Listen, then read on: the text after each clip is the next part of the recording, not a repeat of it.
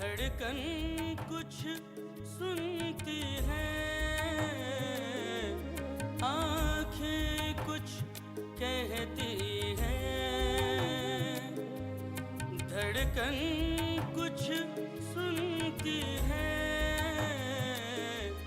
रह जाते हैं बस कदमों के निशान, परवाज़े निस्वा, परवाज़े निस्वा, परवाज़े निस्वा, परवाज़े निस्वा। आदाब नाज़रीन, परवाज़ निस्वा में आपका खैर मक़दम है।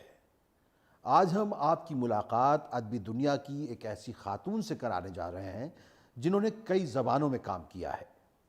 हिंदुस्तान की अदब की तारीख़ में जिन ख़वातीन ने औरतों के मसाइल को फ़नकाराना तौर पर पेश किया, उनमें नासिरा शर्मा का नाम बहुत मुमताज़ है। वो एक मुनफरिद अफसाना निगार है। वो उर्दू और हिंदी के अलावा फ़ारसी, अंग्रेज़ी और पश्तो ज़बानों पर भी उबूर रखती हैं।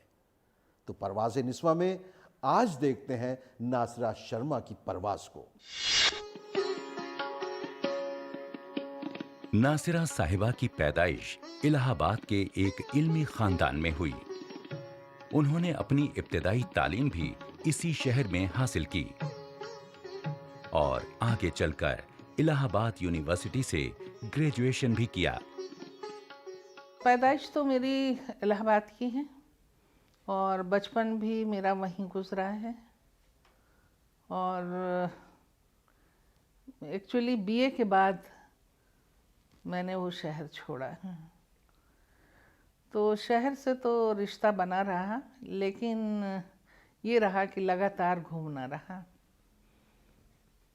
पढ़ाई भी मेरी वहाँ पे इलाहाबाद में हुई। एक स्कूल था हमीदिया गर्ल्स इंटर कॉलेज, उसमें थे हम लोग।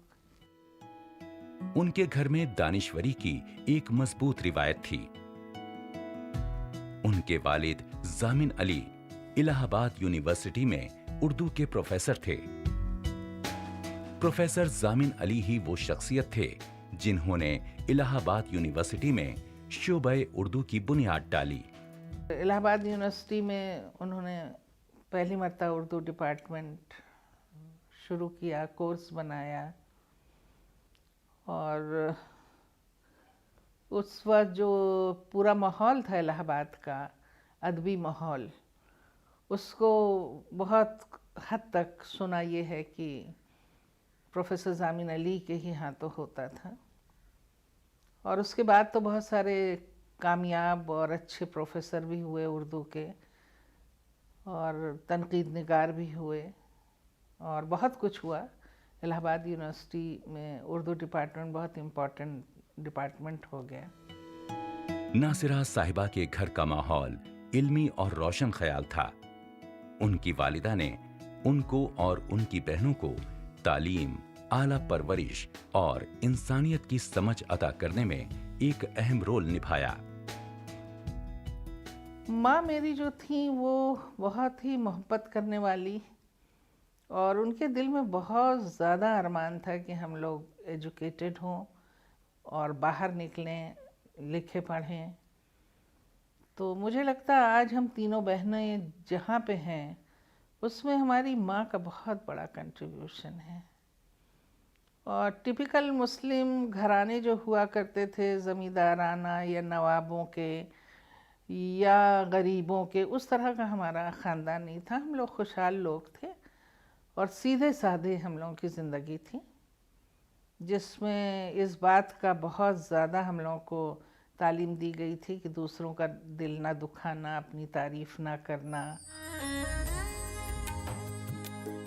नासिरा साहिबा के खानदान के लोग न सिर्फ उर्दू अदब के कदरदान थे, बल्कि खुद भी लिखा करते थे। उनके कुंबे में बहुत लोग थे जो मुख्तलिफ मौज़ूआत पर अपने ख्यालात का इजहार लिख कर किया करते थे। तो ये कहना गलत नहीं होगा कि लिखने का हुनर उन्हें विरासत में मिला। मेरे वालिद के दादा थे, वो अवधी के शायर थे। मेरे चचा शायर थे, मेरे दादा शायर थे, और उन्होंने प्रोज भी लिखी। मेरे वालिद शायर थे। तो एक परंपरा जैसे होती नहीं है घर की, कि कोई बहुत एम्बिशियस नहीं है कि वो अपनी किताब छपवा रहा है, इनाम ले रहा है। मेरे यहाँ जितने लोगों की किताबें हैं जिन्होंने लिखी हैं, वो सब हैंड रिटन हैं। प्रेस में तो हमारे वालिद ने भी अपनी किताबें कभी नहीं दी। ये तो हम लोगों की शुरुआत हुई, और उनके इंतकाल के बहुत दिनों बाद हमारी बड़ी बहन ने उनकी किताबें जो है, बहुत लोगों के कहने पे वो चीज़ें बाहर आईं। नासिरा के मुसन्निफ बनने की बुनियाद बचपन में ही पड़ गई थी। उन्होंने अपनी पहली कहानी तब लिखी जब वो स्कूल में ही थी, और उनकी इस कहानी को इनाम भी मिला। फिर इसके बाद उनका कलम कभी रुका नहीं। लिखने का सिलसिला तो बचपन से था, क्योंकि मैंने पहली कहानी तब लिखी थी जब स्कूल में कंपटीशन हुआ था। और शायद मेरी बड़ी बहन, जो मंझली बहन है, जो कहानी भी लिखती हैं थी उस ज़माने में, और शायरी भी करती हैं, अब भी करती हैं, और हिस्ट्री में वो सेंट्रल एशिया की एक्सपर्ट रही हैं, तो उन्होंने थोड़ी बहुत ज़रूर मदद की होगी। और उसमें मुझे कंसोलेशन प्राइज़ भी मिला। फिर उसके बाद सबका लिखना पढ़ना था, तो धीरे धीरे 7वीं क्लास में एक कहानी छप गई। फिर उसके बाद JNU में आई, तो वहाँ फिर बच्चों को कहानी सुनाते सुनाते खुद लिखने लगी। बस इस तरह से शुरू हो गया। लेकिन बच्चों की राइटिंग से एक्चुअली मैं सीरियसली दाखिल हुई हूँ। नासिरा के लिखने का सिलसिला आगे बढ़ा और उनकी कई किताबें मशहूर हुईं। उनमें कुछ खास नाम हैं: पत्थरकली, बुतखाना, अक्षयवट, संसार, इब्ने मरियम और पारिजात। कहानियां लिखने के लिए नासिरा अपने घर के इल्मी माहौल से जरूर मुतासिर थीं, पर उनकी ताकत थी उनकी ऑब्जर्वेशन। अपनी कहानियों के मौज़ूआत उन्होंने अपने आसपास की दुनिया के रंग और ढंग देखकर चुने और उन्हें बखूबी कागज पर उतारा। मिसाल के तौर पे अक्षयवट में उन्होंने इलाहाबाद शहर में उस वक्त की तमाम दुश्वारियों को बहुत बेबाकी से लिखा।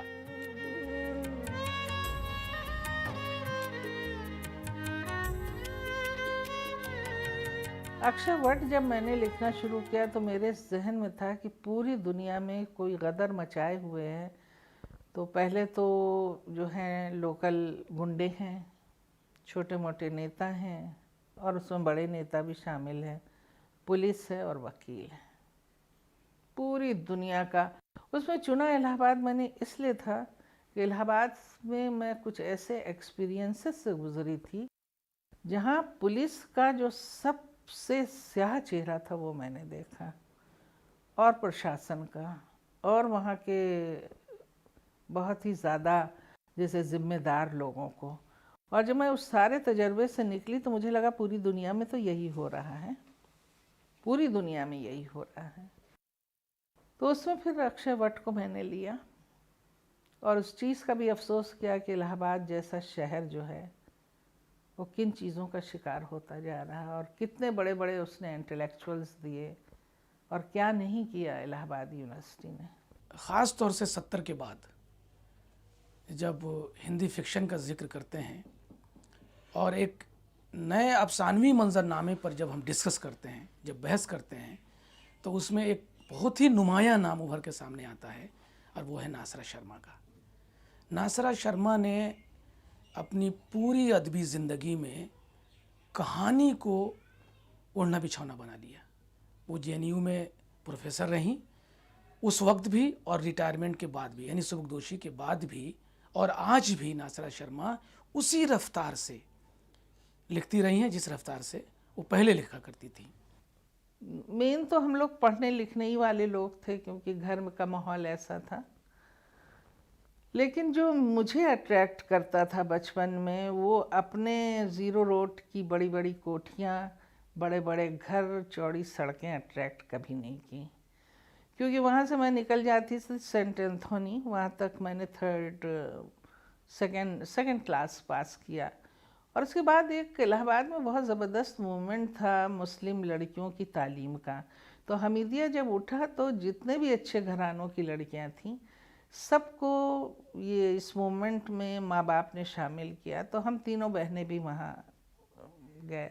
तो मैंने 3rd से पत्थर गली में, ये था मेरी एक कहानी, संग्रह का नाम भी पत्थर गली है। तो आज भी जो मेरी कहानियाँ उठती हैं कहीं ना कहीं उस गली से उठती हैं, क्योंकि वो बहुत दिलचस्प गली थी। और बचपन मेरा ऐसा गुजरा कि घर में तो बहुत डिसिप्लिन था, क्या बोलो क्या ना बोलो, कैसे उठो, क्या पढ़ो और कैसे बुज़ुर्गों से बर्ताव करो। लेकिन जो पत्थर गली थी उसमें सब फ्रीडम थी। तो मेरा ऑब्ज़र्वेशन बड़ा गज़ब का था कि लोग जो हैं वो सड़क को अपनी आंगन बना के रहते हैं, उसी में मार धाड़ भी है, लड़ाई भी है, कोसना काटना भी है, दर्जी कपड़ा सिल रहा है, हलवाई जो है वो मावा घूटे चला जा रहा है। तो इतना कुछ पढ़ने को था और मेरी दिलचस्पी इतनी हो गई थी कि जब तक हम लोगों की सवारी आती लेने के लिए, तब तक मैं दाई के साथ जो लड़कियां पैदल जाती थीं आसपास जगहों, उनके सब के घरों में मैं जा जा के उनका पूरा सब देख के और बड़ी शराफत से लौट के मैं आ जाती। तब तक हम लोगों की सवारी आ जाती थी, हम तीनों बहनें बैठ जाते थे। तो मेरी कहानियों में जो आया है वो मेरा घर नहीं आया है, ना मेरा मोहल्ला इतना आया है जितना वो पत्थर गली, नखास कोना और ये सब चीज़ें। नासिरा की जिंदगी में एक अहम मोड़ तब आया जब उन्होंने शादी करने का फैसला किया। नासिरा के घर वाले रोशन ख्याल थे, पर वो खुद उनसे भी एक कदम आगे थी। प्रोफेसर आरसी शर्मा को अपना हमसफर चुनने के वक्त नासिरा ने इस बात की परवाह नहीं की कि मजहब के बाहर शादी करने पर वो बहुत से लोगों को नाराज कर देंगी। शादी में घर में थोड़ा सा ये ज़रूर था कि लोग हर्ट हुए थे, लेकिन मेरी माँ जो थी वो हर्ट होने से ज़्यादा या भाई हर्ट होने से ज़्यादा ये फिक्रमंद थे कि मैं ठीक से रह पाऊँगी कि नहीं। और इस तरह का अपमान जैसे लोग सहते हैं या जुल्म, इस तरह का हम लोगों ने कुछ नहीं सहा। मेरे घर में बहुत लचीलापन है और अब तो इतनी ढेरों बहुएं ब्राह्मण्स की आई हुई हैं हमारे घर में, कहना ही क्या। बहरहाल उनकी शादीशुदा जिंदगी बहुत खुशहाल रही। जिंदगी के इस नए दौर में उनको दुनिया को और भी ज्यादा जानने और समझने का मौका मिला। देखिए, हम तो सीधे शादी के बाद इंग्लैंड रहे 3 साल। तो मानी बात है, इलाहाबाद जैसे सिटी से निकल के आप एडिनबरा जैसे खूबसूरत जगह पहुंच जाएं और पूरे इंटरनेशनल लेवल के पीएचडी स्टूडेंट आपको घेरे रहें, और ना तो उनका एक्सेंट समझ में आता था और ना खान पान। तो 6 महीने तो का खासा डिप्रेशन रहा मुझे, लेकिन उसके बाद तो बहुत ही दिल लगने लगा नहीं आएंगे। और फिर सीधे हम जेएनयू आ गए। तो जेएनयू में 28 साल रहने का बहुत बड़ा मतलब था। तब मैं 22 साल की थी और 28 साल रही मैं। बच्चे 3 साल और 2 साल के थे। तो मेरी तो सारी ग्रोथ जिसे कहते हैं, मेंटल, इमोशनल और दुनिया को देखने की जो कैफियत थी, वो सब जेएनयू में हुई। नासिरा शर्मा की शख्सियत और लिखाई की सबसे बड़ी खासियत है कि वो अपने ख्यालात को आवाज देने के लिए किसी एक जबान से बंधी नहीं रहीं। उन्होंने एक साथ 2 जबानों, उर्दू और हिंदी में अपने अफसाने लिखे। नासिरा शर्मा उर्दू और हिंदी के बीच जो फिक्शन है उसमें एक पुल के तौर पर हम उनको देखते हैं। यानी उन्होंने हिंदी में कहानियाँ लिखी और उनकी कुछ कहानियाँ उन्होंने कुछ कहानियाँ उर्दू में भी लिखी। मैंने भी कई पत्थर गली में एक कहानी लिखी थी कातिब, और उसमें मैंने लिखा था कि उर्दू हिंदी बहनें हैं। और अभी भी जब पटना में एक फंक्शन में मैंने कहा था, जब लोग कह रहे थे कि उर्दू की स्क्रिप्ट बदली जाए, तो मैंने कहा था कि भाई एक बहन के दो शौहर आप लोग क्यों चाहते हैं। मुझे लगा दो बहनों का मिजाज बिल्कुल अलग है। आप कह सकते हैं कि चलिए उसमें संस्कृत ज़्यादा आ जाएगी तो वो अलग हो जाएगी, या इसमें अरबिक फ़ारसी, लेकिन वो पूरा जो एक्सप्रेशन है लैंग्वेज का वो बिल्कुल जुदा है। जैसे दो बच्चे एक ही घर में एक ही माँ बाप के पैदा होके बिल्कुल अलग अलग होते हैं। नासिरा शर्मा की किताबों के मौज़ूआत और लिखने के अंदाज में हिंदुस्तान की सकाफत के सभी रंग देखने को मिलते हैं। ऐसा शायद इसलिए है कि उनकी परवरिश जिस माहौल में हुई वो हमारी गंगा जमुनी तहजीब से वाबस्ता था। देखिए, मौज़ूआत तो मेरे ऐसे रहे हैं कि जो बचपन गुजरा है जिस घर में, उसमें हिंदी और उर्दू का फ़र्क नहीं था। मोहल्ला जो था वो हिंदू मुसलमान इतना मिक्स था कि दिवाली अगर शंभू लाला जी के यहाँ होती थी तो दरअसल वो हमारे यहाँ भी होती थी। और जिस तरह के खिलौने टोकरी भर के हम लोगों के पास आते थे, और जो पूरा नाश्ता आता था पापड़ का, सेव का, तो हम लोग ने तो पूरे हिंदुस्तान को जिया है बचपन में। कोई छुआछात और ये सब का माहौल हमारे यहाँ था नहीं। और एक एक से शायर हमारे यहाँ आते थे, जब वो महीने में हर दफ़ा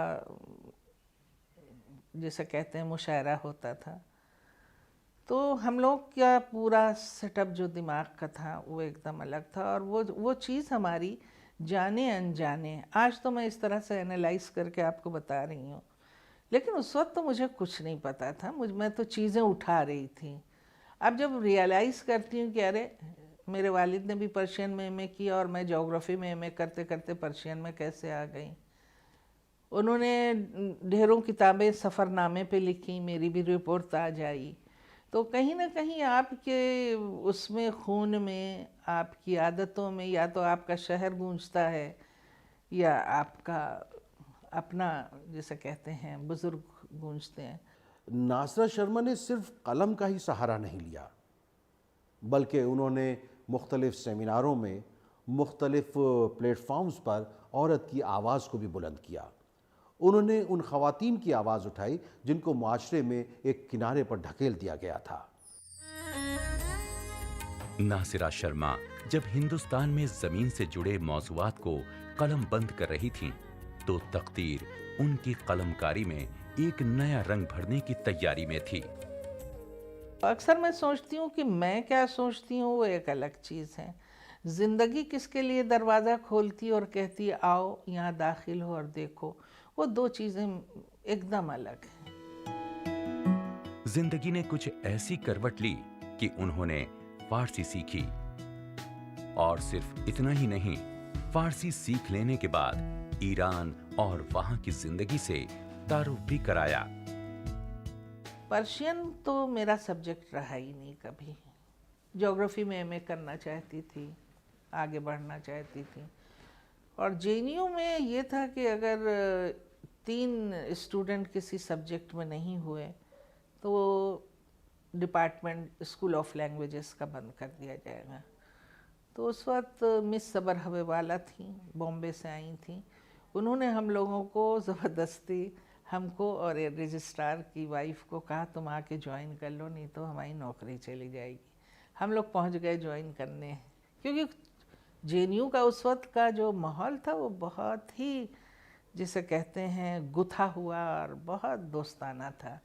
हम लोग छोटे छोटे बच्चों को छोड़ के, उनके थोड़े बच्चे बड़े थे, मेरे छोटे थे, हम लोग आ गए और उनकी नौकरी बच गई। अब जो पर्शियन पढ़ना शुरू किया तो बहुत अच्छी लगी। अब फिर बाद में पता चला कि अरे वहाँ 50 साला वो जश्न मनाया जा रहा है पहलवी का, तो जो इस इम्तिहान में पास हो जाएगा वो ईरान जाएगा। हम लोग ईरान पहुँच गए, शाह का दौर था, मेहमान खाने में ठहराए गए। अब जो ईरान देखा तो बस फिदा ही हो गए।